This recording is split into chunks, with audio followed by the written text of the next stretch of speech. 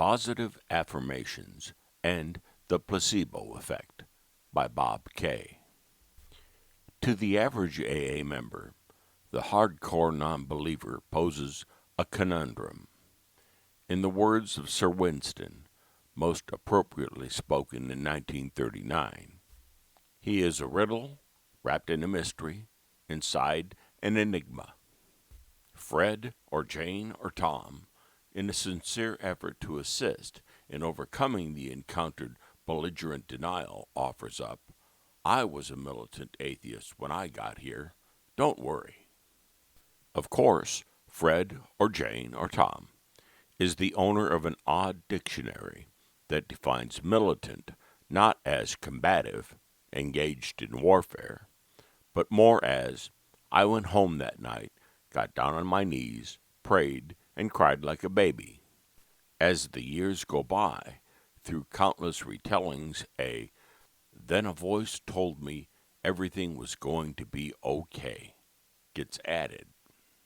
When Bill Wilson was a child of 10 or 11, he was teased relentlessly over his parents being divorced. Abandoned by both of these key people, he felt unloved and got angry at God, even calling himself an atheist for a while. A lot of AA's ranks of formerly militant atheists will tell you what made them resentful toward God. The real atheist is poorly understood outside of our small circles.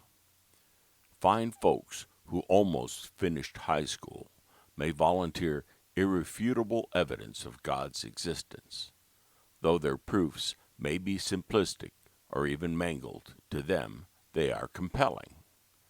Memories of Philosophy 101 or of personal study might be evoked, but your friendly question, "Have you been studying Aquinas?" or "Did you know that one's called the teleological argument?" will be met with a vacant stare. After all, you are, that's right, a riddle wrapped in a mystery, inside an enigma. It's all a bit serendipitous that none of the converts encountered these inarguable truths during their militant phase. Chapter: Letting Go. It's difficult to deny that AA is more effective for believers. There are several advantages. For one, it's far easier to fit in. No special meetings required. Some non-specific, God-centered spirituality is all that's required to be safely in the center of the boat. Pick a God, any God, but don't forget the capital G. Secondly, there must be a great deal of comfort in the belief that the all-powerful creator of all that is seen and unseen is one's ally, a partner in sobriety. In the world of philosophy, there is age-old wisdom in the act of letting go. Quote, "People have a hard time letting go of their suffering. Out of fear of the unknown, they prefer suffering that is familiar." Unquote. Thich Nhat Hanh. Quote, "Life is a series of natural and spontaneous changes. Don't resist them. That only creates sorrow. Let reality be reality. Let things flow naturally forward in whatever way they like." Unquote. Lao Tzu. Quote, "Be like water." Unquote. Bruce Lee. AA is big on letting go. Surely someone would have an easier time with all this if previously he had come to believe that a power greater than himself could restore him to sanity, and had made a decision to turn his will and his life over to the care of God as he understood him. Insert. Special delivery, registered letter. Dear Mr. Bob K., we regret to inform you that you have been delisted for changing the wording of the steps. Sincerely, Toronto Intergroup. End insert.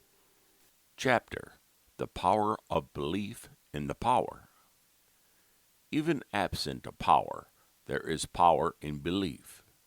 The belief in belief comes to AA from the New Thought movement and Mary Eddy's Christian Science via William James.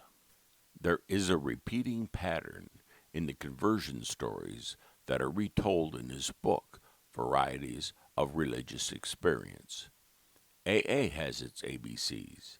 See Big Book, page 60, as did James. And to say that they were true is to say they were efficacious in this environment. End quote. Pragmatism. Bruce Kuklek, page 14. Pragmatists contend that most philosophical topics are best viewed in terms of their practical uses and successes, rather than in terms of representative accuracy. James had been willing to compromise truth in his desire to overcome debilitating clinical depression. Perhaps he faked it till he made it. When Bill Wilson stood at the edge of death or alcoholic insanity, he conjured a spiritual experience remarkably similar to that of his grandfather. In the speaking style of the Wall Street hustler, belief had cash value. It was useful. When he related the story to Dr. Silkworth, the physician responded, quote, "You have been the subject of some great psychic occurrence." End quote. See Pass It On, page 123. Definitions. Psychic, of the soul or mind, Oxford Dictionary. Psychic, you've had a visitor, Fred or Jane or Tom Dictionary. Chapter, Mark Twain. Before Mary Eddy and her less famous predecessor, New Thought founder Phineas Quimby, brought to America healing through the power of positive thinking, masked as a miracle. In Europe, Anton Mesmer was performing miraculous therapy through hypnosis. A royal commission investigated the cures wrought by a Mesmer disciple and concluded the cause to be imagination. The wise but cynical Mark Twain addressed the claims of New Thought and Christian Science groups that were at the peak of popularity in his time. He attributed all of their miracles not to intervention by the Supreme One, but to the same old powerful instrument, the patient's imagination. Quote, "The power of suggestion, the optimism of the healer, the strong motivation of the sick to be rid of their various ailments, many of them psychological, the faith in the patient in the cure of the healer, the rituals and the theater of the healing, all combine to produce what we now loosely call the placebo effect." End quote. Skeptics Dictionary. The resemblances to Alcoholics Anonymous need not be belabored. Chapter, The Placebo Effect. Placebo effect, also called the placebo response. A remarkable phenomenon in which a placebo, a fake treatment, an inactive substance like sugar, distilled water, or saline solution, can sometimes improve a patient's condition simply because the person has the expectation that it will be helpful. One of the most common theories is that the placebo effect is due to a person's expectations. If a person expects a pill to do something, then it's possible that the body's own chemistry can cause effects similar to what a medication might have caused. For instance, in one study, people were given a placebo and told it was a stimulant.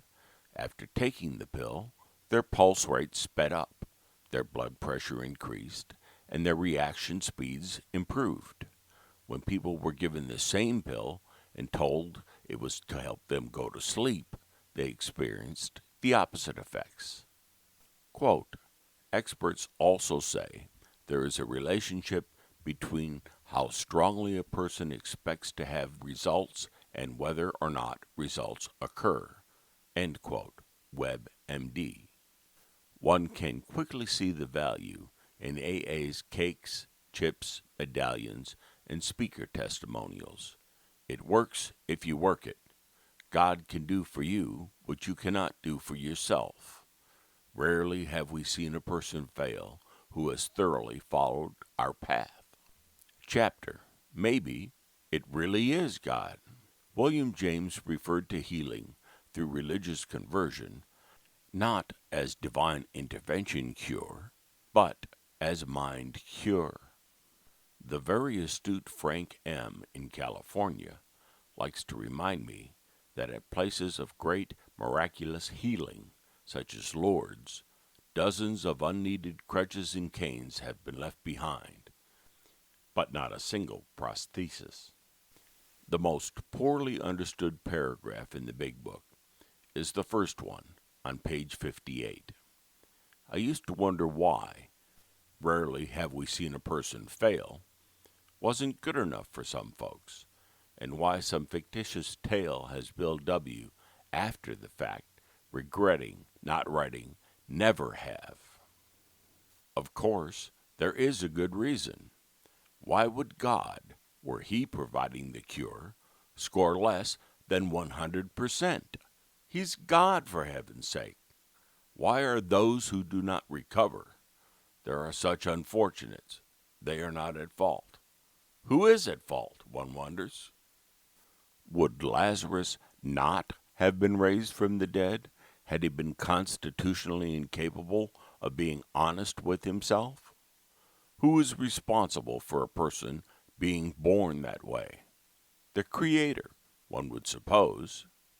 It's pretty cool that our own sacred book hints at the mind cure aspect of rehabilitation.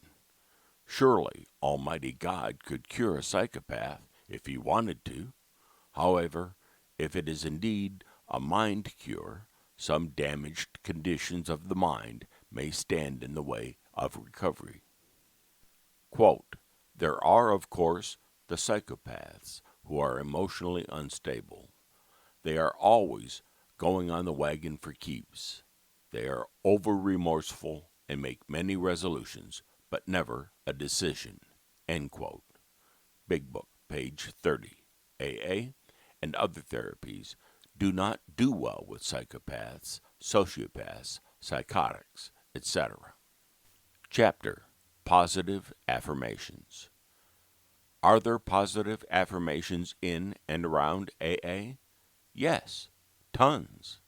The famous 10th step promises are pretty awesome.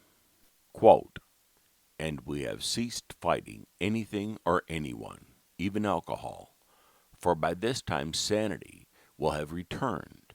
We will seldom be interested in liquor. If tempted, we recoil from it as from a hot flame.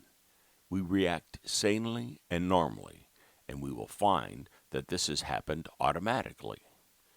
We will see that our new attitude toward liquor has been given us without any thought or effort on our part. It just comes. That is the miracle of it. We are not fighting it, neither are we avoiding temptation. We feel as though we had been placed in a position of neutrality, safe and protected. We have not even sworn off. Instead, the problem has been removed. It does not exist for us. We are neither cocky, nor are we afraid. That is how we react so long as we keep in fit spiritual condition. End quote. Big Book, pages 84, 85. I hear these a lot, an awful lot, and generally from people with loads of sobriety. If the problem has been removed, why are you talking about it every day? Do you run around saying ex-wives do not exist for us, having gotten divorced in the 80s? Not all positive affirmations have religious overtones. My name's Bob, and I'm an alcoholic. Say that often enough, and you'll carve through any layers of denial. Don't even get me started on the theory of cognitive dissonance. Of course, positive affirmations work sometimes, and the placebo effect is a real thing. Both are rife in AA, and they have efficacy. That it works is hard to debate. How it works is something else, and there is no question that we heathens are missing out a bit. Even if there is no power, there is power in belief. About the author, Bob K. Bob K. lives in the metropolitan Toronto area and has been a sober member of Alcoholics Anonymous for 24 years and an out-of-the-closet atheist for that entire time. He has been a regular contributor to the AA Agnostica website for almost 5 years, and in January 2015 published Key Players in AA History. In 2013, he co-founded the Whitby Freethinkers Meeting.